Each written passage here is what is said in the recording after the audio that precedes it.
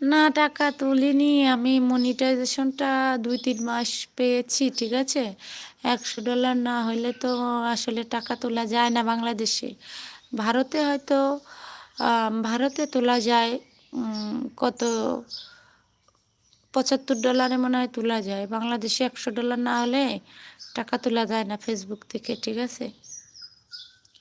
যার কারণে আমার $১০০ এখনো হয়নি, কিন্তু প্রচুর ডলার জমা হয়েছিল। কারণ ফেসবুকে স্টার থেকে অনেক ইনকাম হয়েছিল, ঠিক আছে?